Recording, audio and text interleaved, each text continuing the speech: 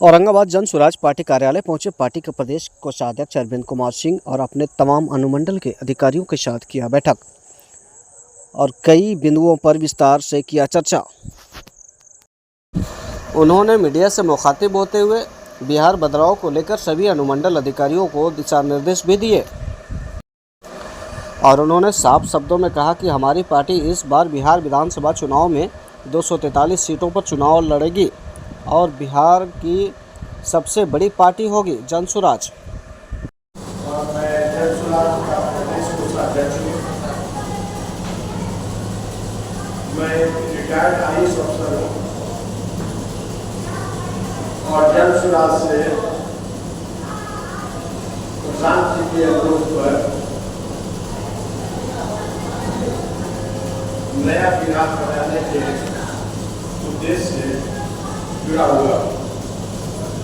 आज औरंगाबाद में आने का मुख्य उद्देश्य संगठन का विस्तार करना है। आज हम लोगों ने जिला संगठन और मंडल के सभी सदस्यों की बैठक रखे हैं। इस बैठक में हम लोग ये चर्चा करेंगे कि अगले एक सप्ताह के अंदर कार्यक्रम बनाया जा रहा है कि जन स्वराज के संगठन के हर पदाधिकारी कार्यकर्ता गांव जाएंगे, लोगों से मिलेंगे और जन स्वराज आने वाले समय में क्या करना चाहती है इस उद्देश्य से लोगों को अवगत कराएंगे। जन स्वराज जैसा कि आप जानते हैं एक नई पार्टी है और हम सभी एक नई पार्टी इसलिए नहीं बनाए हैं कि बिहार में रजिस्टर्ड पार्टी की संख्या बढ़ाई जाए। हमारा उद्देश्य मात्र एक पार्टी बनाकर राजनीति करने का नहीं है। हमारा उद्देश्य बिहार बनाने का, नया बिहार बनाने का है, बच्चों को अच्छी शिक्षा देने का है, नौजवानों को रोजगार देने का है और वृद्धों को कल्याण करने का। इस उद्देश्य से हम लोगों ने पार्टी बनाया है और इस उद्देश्य को हम घर तक पहुँचाना चाहते हैं। जैसा कि मैं जानता हूँ और आप सभी जानते हैं कि पूर्व से हमारे राज्य में अनेकों पार्टियां हैं। राजद है जिसका नेतृत्व अभी तेजस्वी यादव जी कर रहे हैं, जदयू है जिसका नेतृत्व नीतीश कुमार जी कर रहे हैं, भाजपा है जिसका नेतृत्व आपको पता होगा, मुझे पता नहीं कि कौन राज्य में नेतृत्व कर रहा है।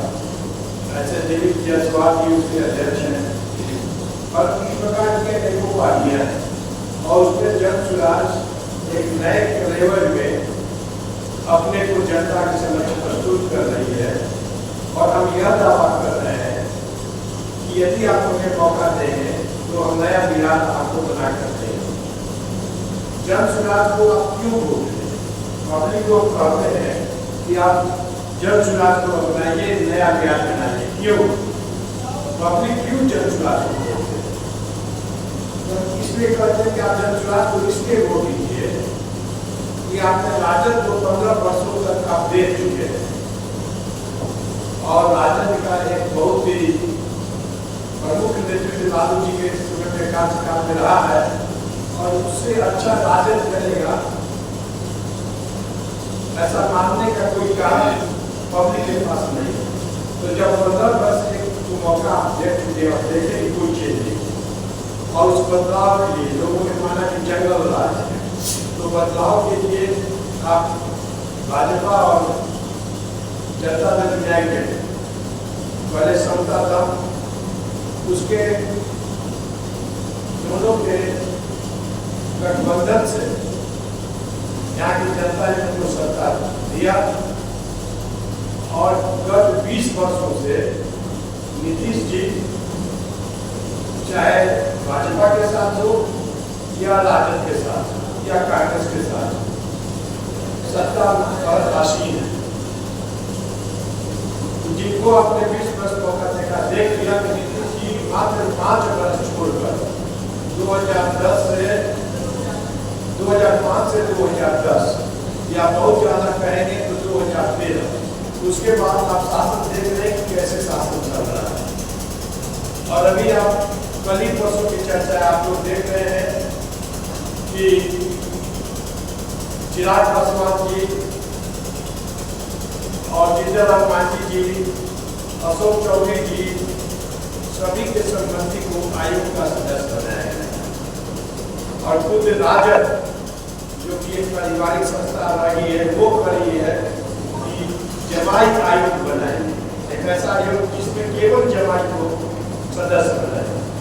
तो आपको पता है कि जो भी पार्टियां अभी बिहार में हैं वो जनता के लिए, वो या तो अपने पद के लिए, अपनी खुशी के लिए या अपने परिवार के लिए, अपने बच्चे के लिए काम कर रही है।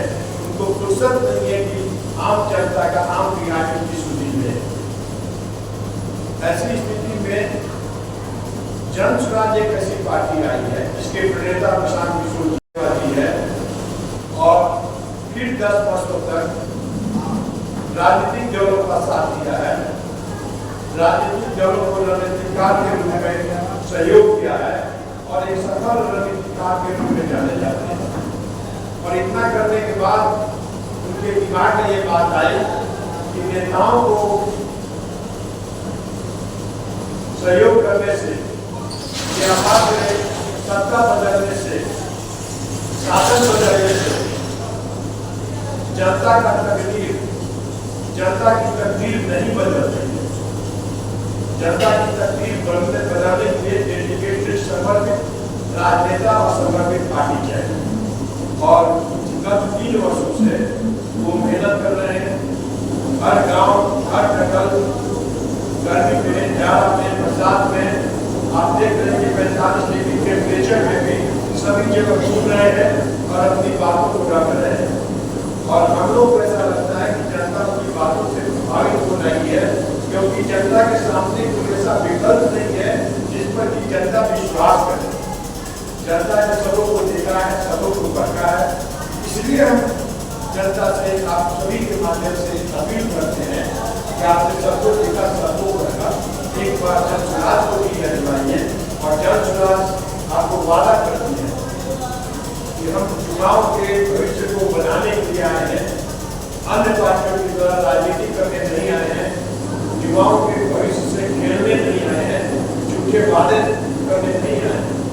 यदि सरकार बनने के बाद जनता को यह महसूस नहीं हुआ कि बिहार में परिवर्तन हो रहा है, तो जनता के पास अवसर होगा कि अगले चुनाव में वो जन स्वराज को दिया जाए। साथ ही जन स्वराज यह भी अपील करती है कि हम अच्छा उम्मीदवार चुनाव में उतारें जिसे जनता पसंद करेगी। सोसाइटी में जो भी अच्छे सामाजिक कार्यकर्ता है, जो उपलब्ध है, जो हमारे पास है, हम अच्छे लोगों को मौका देते हैं।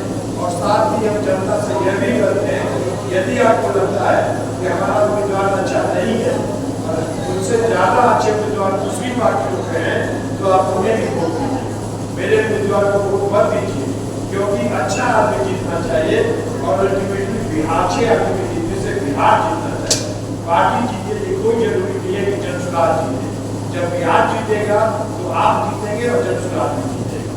तो इन्हीं सब शब्दों के साथ आप लोगों के माध्यम से, हम पब्लिक से, सभी पब्लिक से, अब जैसे मुस्लिम है वो कहते हैं कि भाई भाजपा जीत जाएगा, हम कैसे ठोकते हैं जन स्वराज को, क्यों नहीं राजद के साथ चले।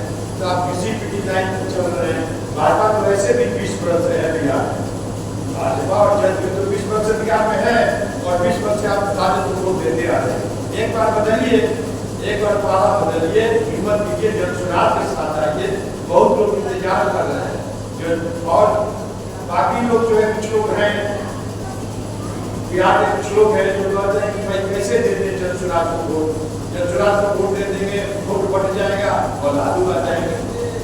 तो एक बार रिस्क लीजिए, लालू आ जाएंगे तो लालू पहले के 15 वर्ष थे, तो 15 वर्ष उनको आप दे चुके हैं।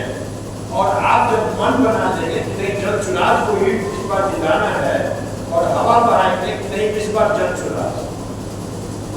विश्वास आ जाएगा, आपको डरने की जरूरत नहीं है कि लालू जी के डर से भाजपा को वोट कीजिए, भाजपा के डर से लालू जी को वोट। इसलिए हम सभी बिहारवासी से, जो सच्चे बिहारी हैं, उनसे आपके माध्यम से अपील कर रहे हैं कि एक बार आप जात पात से ऊपर उठिए, सच्चा बिहारी बनिए और बिहार के भविष्य के लिए आप जनसुराज को वोट। धन्यवाद। तो वहीं इस दौरान मीडिया से बातचीत के दौरान नबीनगर विधानसभा क्षेत्र के भावी प्रत्याशी और बारुण प्रखंड के पूर्व प्रमुख अर्चना चंद्रा ने भी राजद और एनडीए पर जमकर भड़ास निकाली। जी, जब भी हमारे बिहार में आते हैं, रेल परियोजना की बात करते हैं, गन्ना चीनी फैक्ट्री का मिल, गन्ना वाला इतना बड़ा उद्योग हुआ करता था बिहार पर, कभी उस पर फोकस नहीं करते। हमारे यहाँ कालीन का उद्योग था, उस पर फोकस नहीं करते। मधुबनी जो प्रिंटिंग है वो पूरे विदेश में जाना जाता था, कभी उस पर फोकस नहीं करते। बस एक दो मुद्दा रेल की बात करते हैं, मखाना बोर्ड की बात करते हैं। लेकिन जनसुराज का कहना है कि बिहार प्रदेश में जहां जिस जिला की जो स्थिति, अगर उसके अनुसार वहां के लोगों को कल कारखाना मुहैया कराया जाए, उनके रोजगार को सरकार के तरफ से मदद दी जाए, तो ज़रूरी है कि हर आदमी अपने घर की व्यवस्था परिवर्तन करना चाहता है। हर आदमी चाहता है कि उस सरकार से जुड़े जिससे उनका आर्थिक, सामाजिक और शैक्षणिक सुधार हो।